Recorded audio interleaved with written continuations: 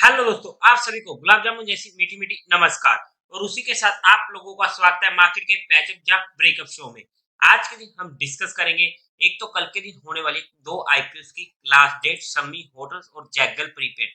तो वहां पर क्या रह सकता है मेरा final decision for education purpose. एक तो हम उसे डिस्कस करने की कोशिश करेंगे और साथ ही साथ हम डिस्कस करेंगे कल के दिन होने वाली दो आईपीओ की लिस्टिंग, जो होने वाले जुपिटर लाइफलाइन मेनलाइन आईपीओ और जीवन राम शिवदत्त राय इंडस्ट्रीज जो एसएमई आईपीओ होने वाला है। तो वहां पर क्या रह सकती है हमारी लिस्टिंग स्ट्रेटेजी, उन सभी को हम चेकआउट करेंगे और उसी के साथ साथ निफ्टी को डिटेल में डिस्कस करने की कोशिश करेंगे। और साथ ही साथ दो स्टॉक हमारे लिए फोकस में आ चुके हैं, तो वहां पर उनको भी स्टडी करने की कोशिश करेंगे। तो अभी से ही इस वीडियो को लाइक और चैनल को सब्सक्राइब कर दीजिएगा। अगर हम सबसे पहले एफआई और डीआई डाटा चेकआउट करते हैं फ्राइडे के दिन का, तो एफआई ने 160 करोड़ की बाइंग करी है, वहीं पर डीआई ने 1900 करोड़ की बाइंग करी है। नेट में बाइंग का फिगर एक मेजर फिगर है जो हमारे लिए और मार्केट के लिए पॉजिटिव हो जाता है। अब अगर हम आईपीओ की बात कर लेते हैं, सबसे इंपॉर्टेंट पॉइंट सबसे पहला जो हमारे पास होना चाहिए, क्योंकि जिस तरीके के आईपीओ आ रहे हैं और जहां पर काफी सारे लोग होंगे कि जिन्हें आईपीओ मिल ही नहीं रहे होंगे कुछ टाइम से। पर्सनली मुझे भी काफी कम आईपीओ लगे हैं पिछले कुछ टाइम से। तो वहां पर हमारा जो माइंड होता है वो डिस्टर्ब हो जाता है और वहां पर हम बिना सोचे समझे कोई भी आईपीओ अप्लाई कर देते हैं। तो वो चीज हमें नहीं करनी है। अगर कोई अच्छा आईपीओ है और वो आपके रिस्क रिवार्ड रेशियो में आता है, तभी हमें वहां पर जाकर उसे अप्लाई करना चाहिए। वरना हमारे पास ये रीजन नहीं होना चाहिए कि मुझे कोई भी आईपीओ नहीं मिल रहा है, मैं तो यहाँ पर इस आईपीओ को भी अप्लाई करूंगा, इसको भी करूंगा, देखी जाएगी, जो होएगा सो होएगा। ऐसा हमें नहीं करना है। अब अगर हम आईपीओ में सबसे पहले शम्मी होटल्स आईपीओ की बात कर लेते हैं, तो अभी तक का रिस्पॉन्स हमें काफी बुरा देखने को मिला है। अगर मैं इसमें अपने पर्सनल फाइनल डिसीजन की बात करूं फॉर एजुकेशन पर्पस, तो वहां पर इस आईपीओ को मैं इजीली अवॉइड करने वाला हूं विंग एंड डिफेंसिव होकर भी। और ऐसा क्यों है वो आप लोगों को इस आईपीओ की फुल डिटेल्ड रिव्यू वीडियो में मिल जाएगा, आप लोग चेकआउट कर सकते हो। और उसी के साथ साथ अगर मैं Zaggle prepaid ocean services IPO की बात करूं, तो अभी तक का रिस्पॉन्स हमें जहां पर भी बुरा देखने को मिला है। लेकिन on one condition, being an aggressive investor, मैं इस आईपीओ को अप्लाई करूंगा अगर मुझे जहां पर एचएनआई और क्वालिफाइड की तरफ से मिनिमम 25x ईच का सब्सक्रिप्शन देखने को मिलता है। तभी वहां पर जाकर बीइंग एन अग्रेसिव होकर मैं इस आईपीओ को एक दो नामों से अप्लाई करूंगा। फिर भी मैं जहां पर जाकर अपने हर फैमिली मेंबर के अकाउंट से अप्लाई नहीं करने वाला हूं। लेकिन जहां पर हमें सोचना पड़ेगा कि अगर ये आईपीओ डिस्काउंट में खुल भी जाता है, तो क्या मैं उस लॉस को लेने के लिए कैपेबल हूं। तो अगर हम डिफेंसिव है तो मैं इस आईपीओ को इजीली अवॉइड कर देता। और उसी के साथ साथ अगर मैं दो आईपीओ की बात करूं जिनकी होने वाली है कल के दिन लिस्टिंग, सबसे पहला तो होने वाला है जुपिटर लाइफलाइन आईपीओ। अगर मैं इस आईपीओ में लिस्टिंग की बात करूं, पर्सनली मुझे ये आईपीओ अलॉट नहीं हुआ है। लेकिन अगर ये आईपीओ मेरे पास होता तो मेरी इसमें सिंपल सी लिस्टिंग स्ट्रेटेजी रहने वाली थी कि जैसे ही आईपीओ ओपन होता है वहां पर मैं इसे इमीडिएटली बुक करने की कोशिश करता। अगर ये आईपीओ 30% तक की रेंज में खुलता है, अगर उसके ऊपर खुलता है तो वहां पर मैं 70% क्वांटिटी को बुक करके 30% क्वांटिटी को ट्रेल करने की कोशिश करता पहले 5 मिनट के लो पर। और उसी के साथ साथ जीवन राम शिवदत्त राय इंडस्ट्रीज आईपीओ में अगर मैं अपनी पर्सनल लिस्टिंग स्ट्रेटेजी की बात करूं, अगर ये आईपीओ मेरे पास होता, क्योंकि ये आईपीओ मैंने अप्लाई ही नहीं किया था, बट अगर होता तो मैं इसे इमीडिएटली एग्जिट करने की कोशिश करता। एसएमई आईपीओ को लोट में ही निकाला जाता है, तो वहां पर पूरा का पूरा लोट ही हमें एग्जिट करना पड़ेगा। लेकिन ये मेरी पर्सनल लिस्टिंग स्ट्रेटेजी होने वाली थी दोनों आईपीओ में, जो मैंने आप लोगों के साथ एजुकेशन और लर्निंग पर्सपेक्टिव डिस्कस करी है। क्या आप लोगों को ये आईपीओ मिले हैं तो कमेंट करके जरूर बताइएगा। और कोई भी डिसीजन लेने से पहले एक बार अपने फाइनेंशियल एडवाइजर से कंसल्ट कर लीजिएगा। अगर हम कुछ इंपोर्टेंट स्टॉक्स की बात करते हैं, तो उससे पहले आप लोग हमारा टेलीग्राम चैनल भी ज्वाइन कर सकते हो। टेलीग्राम चैनल का लिंक आपको डिस्क्रिप्शन में मिल जाएगा, या फिर आप direct market love affair search करके वहां से भी ज्वाइन कर सकते हो। और उसी के साथ साथ आप लोगों को म्यूचुअल फंड में या इंश्योरेंस सेगमेंट में कोई भी हेल्प चाहिए हो, या आपकी कोई भी क्वेरी हो, या आपको कुछ भी ओपन करवाना हो, तो आपको डिस्क्रिप्शन में मेरा नंबर मिल जाएगा, आप मुझसे कांटेक्ट कर सकते हैं। आपकी क्वेरी को जल्दी से जल्दी सोल्व कर दिया जाएगा। सबसे पहला इंपॉर्टेंट स्टॉक हमारे पास होने वाला है बीडीएल। अब देखो इस स्टॉक को समझने की कोशिश करते हैं। जहां पर इसने 50 की मूविंग एवरेज को तोड़ा और हम अगर हमारी यहाँ पर एंट्री हुई है तो हमारा स्टॉप लॉस हिट हो चुका है। ये हमारी इंपॉर्टेंट स्पॉट लगी हुई है और वहीं से ही बाउंस आने की कोशिश हो रही थी। तो ऑब्वियसली थर्ड टाइम जहां पर हमें दिक्कत देखने को मिलेगी।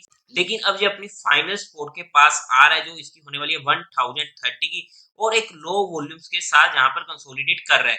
तो हमारे लिए पॉजिटिव पॉइंट हो जाता है, जहां पर हम इसे शॉर्ट टर्म पर्सपेक्टिव नोटिस में रख सकते हैं। देखो, जाने को हमारे पास इसमें 2% है, लेकिन अगर इसे चलना है तो यहीं से चलना है, तो हमारे लिए स्टडी पर्पस नोटिस में रहना चाहिए। नेक्स्ट स्टॉक हमारे पास होने वाला है एलिकॉन इंजीनियरिंग। अगर मैं इस स्टॉक की बात करूं, लगातार ये टूट रहा है, आप लोग चेकआउट कर सकते हो और अपनी इंपॉर्टेंट जो इसने ब्रेकआउट दिया था जहां पर फ्लैट बेस का, उसके पास आ चुका है और उस रेंज में आ चुका है। अब ये हमारे लिए नोटिस में आ चुका है, जिसकी लोअर रेंज निकल कर आती है 710 की, जो हमारे लिए नोटिस में रहेगा और 783 के लेवल के ऊपर हमारे लिए ये फोकस में आ जाएगा, जहां पर भी हमारे पास खोने को बहुत कम है लेकिन आने को बहुत ज्यादा है, क्योंकि जब भी ये टूटा है इतने दिन हो चुके हैं लेकिन जहां पर हमें वॉल्यूम देखने को नहीं मिल रहे हैं, जो हमारे लिए पॉजिटिव पॉइंट हो जाता है। लेकिन जितने भी स्टॉक्स आप लोगों के साथ डिस्कस किए हैं वो सिर्फ एजुकेशन, लर्निंग और केस स्टडी पर्सपेक्टिव होने वाले हैं, जहां पर किसी भी तरीके की कोई भी इन्वेस्टमेंट टिप या एडवाइस नहीं दी गई है। फिर भी अगर आप लोगों को इन्वेस्टमेंट या ट्रेडिंग करनी है तो एक बार अपने फाइनेंशियल एडवाइजर से पूछकर ही काम कीजिएगा। अब अगर हम आगे की बात करते हैं तो सबसे पहले हम निफ्टी को देख लेते हैं। अगर हम फ्राइडे की बात करते हैं तो मार्केट एक छोटी सी रेंज में निकल चुका था, इसलिए कहा था कि जहां पर हमें थोड़ा सा अवॉइड करना पड़ेगा, लेकिन जो क्लोजिंग टाइम था वहां पर हमें अच्छे वॉल्यूम देखने को मिले थे, जो हमारे लिए एक नेगेटिव पॉइंट हो जाता है। इमीडिएटली अगर मैं रेजिस्टेंस की बात करूं हमारे लिए जो होने वाला है, जो इसने हाई बनाया 20,220 का, वो हमारे पास इमीडिएट निकल कर आता है। और अगर मैं शॉर्टिंग साइड की बात करूं तो वहां पर हमारे पास जो मेजर सपोर्ट निकल कर आती है 20,100 के पास की, जो हमारे लिए इंपॉर्टेंट सपोर्ट कल के लिए होने वाली है। अगर हम ऑप्शन चेन डाटा को भी देख लेते हैं तो जहां पर भी आप चेकआउट करोगे 20,100 पर हमें अच्छे खासे पुट सेलर देखने को मिल रहे हैं, जो हमारे लिए इमीडिएट सपोर्ट का काम कर सकती है। लेकिन अगर हमारी सपोर्ट के नीचे मार्केट रुकती है और सस्टेन करती है तो वो हमारे लिए रेजिस्टेंस बन जाएगा, इस चीज को हमें समझना पड़ेगा।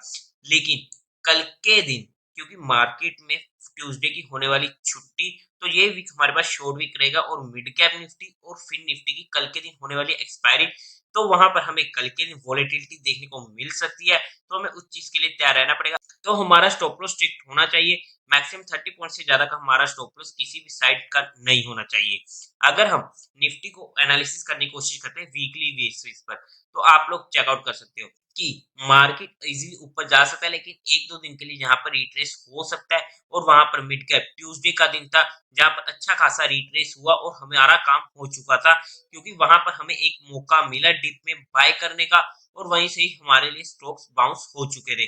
मेनली वो काम हुआ था ब्रॉडर मार्केट में, यानी कि मिड कैप और स्मॉल कैप में, और वहां पर मोस्टली स्टॉक्स ने 50 की मूविंग एवरेज पर सपोर्ट लेने की कोशिश करी थी। तो इसीलिए जब रात की वीडियो आई थी जिस दिन मार्केट टूटी थी, तो कहा था कि कौन से स्टॉक्स पर हमारा फोकस रहना चाहिए। अब अगर हम इस वीक की बात करते हैं तो जो हमारे लिए मेजर सपोर्ट होने वाली, जो इसने इस कैंडल बॉटम बनाया था ना 19,900 की, ये हमारे लिए इमीडिएट मेजर सपोर्ट निकल कर आती है इस वीक के लिए। और जो हमारे पास मेजर सपोर्ट होगी वो हमारे पास अब होगी 19,730 की, या फिर आप राउंड ऑफ में मान सकते हो 19,700 हमारे पास मेजर सपोर्ट रहने वाली है।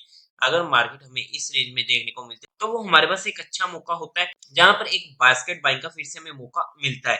लेकिन ये शॉर्ट वीक है तो वहां पर हमें थोड़े से ज्यादा वॉलेटिलिटी देखने को मिल जाती है, इस पॉइंट को समझना पड़ेगा।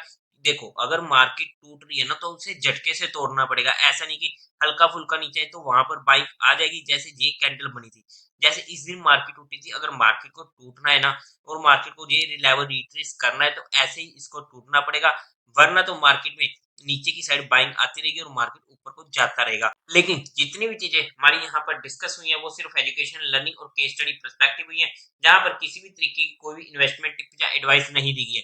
फिर भी आप लोगों को अगर इन्वेस्टमेंट या ट्रेडिंग करनी है तो एक बार अपने फाइनेंशियल एडवाइजर से पूछकर ही कंसल्ट कीजिएगा। तो देवी और सज्जन, उम्मीद है आप लोगों को ये वीडियो अच्छी लगी होगी, तो इस वीडियो को लाइक कीजिएगा, शेयर कीजिएगा और साथ ही साथ चैनल को सब्सक्राइब करें। हर हर महादेव।